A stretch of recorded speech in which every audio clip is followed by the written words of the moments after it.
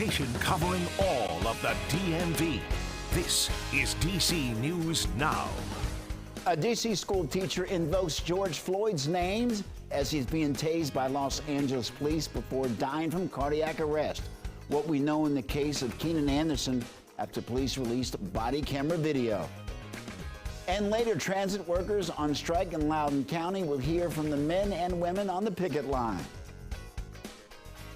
In the clouds, the rainfall from last night cleared out of here very quickly, and it looks like a nice day out there, but breezy winds are saying otherwise. When might we see things finally calm down? We'll let you know. All right, thank you, Damon. Good afternoon, and thank you for joining us for DC News at noon. I'm Mark Hall. You're trying to George Floyd me. You're trying to George Stop it. Stop it, I'm gonna tase you. Developing now, a teacher is dead after being tased by police in Los Angeles. 31-year-old Keenan Anderson, who is the cousin of a Black Lives Matter co-founder, allegedly got into a fight with police during a traffic stop, causing at least one officer to tase him. Anderson's D.C. school community coming to grips with the loss of one of its own. DC News Now's Randy Bass is outside Digital Pioneers Academy in Southeast with what we know so far. Today, students here at Digital Pioneers Academy in Southeast are home from school after learning new details about the death of 10th grade English teacher Keenan Anderson. New body camera footage from the LAPD show the final hours of Anderson's life after he was tased by officers. I don't want to be in the black over here.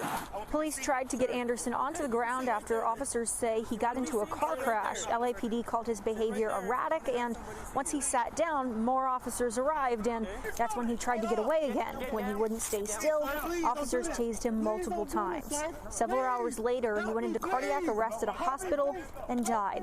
LAPD says toxicology reports showed he had both cannabis and cocaine in his system at the time. We have not even probable cause to this point to understand what influences resulted in this, in Mr. Anderson's death.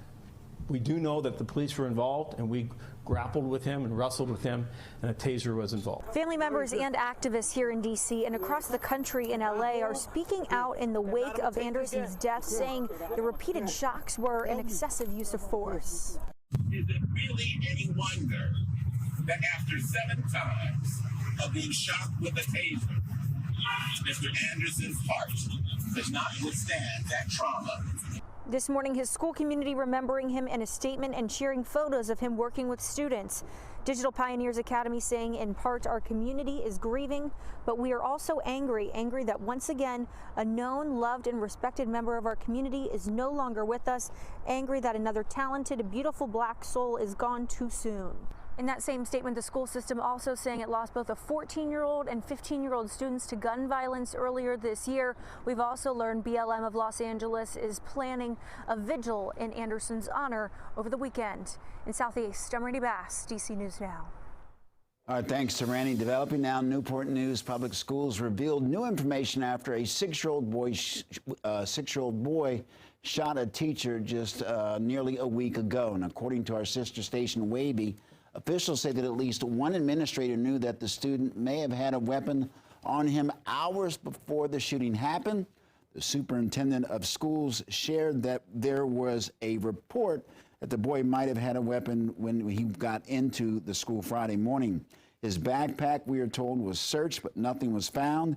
2.5 hours later, police were storming the school after the boy shot his first-grade teacher. Newport News School Board shared Thursday that administrative changes would be taking place. The superintendent of schools said that the district is reviewing the timeline that an administrator was notified about a possible weapon. Now, after a 6-year-old shot his first-grade teacher last week, people in Newport News, Virginia, are demanding that metal detectors be placed in every school. Yesterday, the Newport News Public School Board announced they would install 90 walk-through metal detectors across the district, starting with Rich Neck Elementary School, where the shooting happened.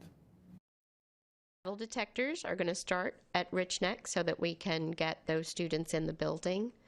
And then the 90 state-of-the-art metal detectors are going in each and every school in our district. And some parents are calling for even more security measures in the district, like bag searches and security officers in all school buildings. And we are seeing video from the scene of that shooting on a Metro bus this week that left 2 children in our region injured. DC News Now's Mariel Carbone has the story out of Northwest DC. This cell phone video taken inside a Metro bus shows the moments before 2 children were shot in Northwest DC. A fight breaks out on the bus. The group moves off the bus and shots are fired. Bullets hitting a 6-year-old girl and a 9-year-old boy. It could have been me with my grandkids. Sakithia Barnes says she takes the 54 route every day with her grandkids. Today, she prayed the whole way. Yeah, I was scared because, you don't know what might happen on the bus. I was scared, so I told them to stay close to me. I stayed up near the front. So if anything kicked off, I can get out the front door. Wednesday's shooting comes nearly a week after another child, just 8 years old, was shot in the Brightwood neighborhood. City under siege, because that's what we going through. City under siege. Our babies are getting killed out here. Somebody got to do something. Are they gonna kill all our kids off? It's heartbreaking. If it doesn't make you livid, something's wrong. Jennifer Berglund lives nearby and says violence across the district is a growing problem. We really need change and meaningful change. The violence is moving all over the cities. It is concerning. Andres Gabiria, who's lived in Brightwood for 3 years, wants to see more familiar faces on the police beat. Well, there used to be a little bit more connection with the police on the bicycles. We knew who they were. We could call them with any concern. That's missing. That changed. Something. They need to put the polices on the buses again. They can be undercover, uniform, wherever. As Mariel Carbone reporting, Virginia Governor Glenn Youngkin is calling for unity on one of the most divisive issues in the country right now, abortion. Reaction poured in after Youngkin pitched an abortion ban after 15 weeks in his state of the Commonwealth. Now, Youngkin believes that the proposed bill allows for compromise on each side. It would still allow for abortions up to 15 weeks of pregnancy, criminalizing the procedure when the fetus can first feel pain. Some people feel that this isn't an issue they can compromise on.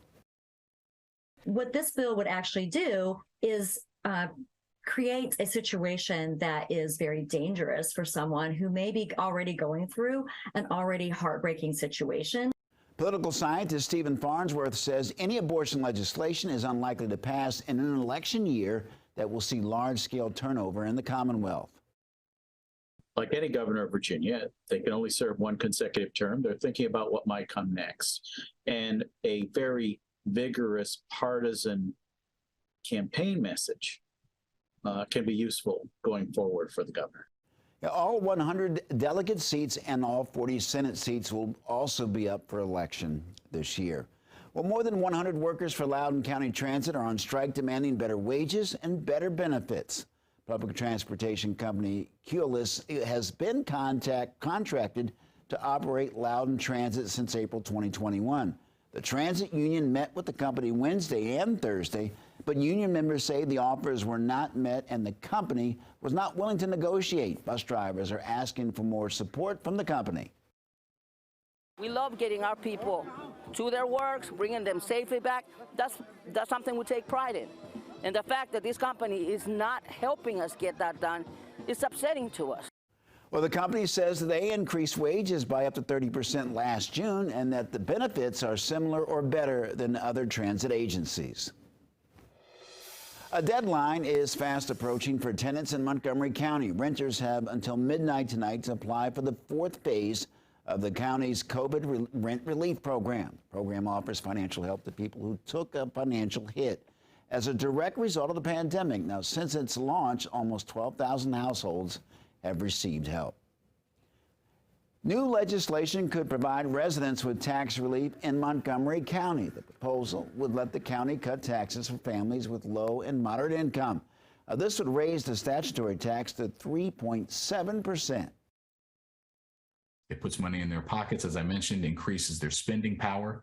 People who need to buy goods and services are going to spend that, and that's going to come back into our economy and help them have some relief so they can pursue other economic opportunities. Now, Frederick and Anne Arundel counties already have a similar measure in place. Remembering Lisa Marie Presley, the singer-songwriter and the only child of rock legend Elvis Presley, died yesterday. She was 54 years old. The announcement came just hours after her mother, Priscilla Presley, confirmed that she had been rushed to the hospital. Lisa Marie attended the Golden Globes on Tuesday, celebrating Austin Butler's win for playing her father in the movie Elvis. Today, he would have been 88 years old. It's hard to believe. And I think that he would be proud. I think this year has been an incredible year. I think the movie was incredible. And I'm very proud of it.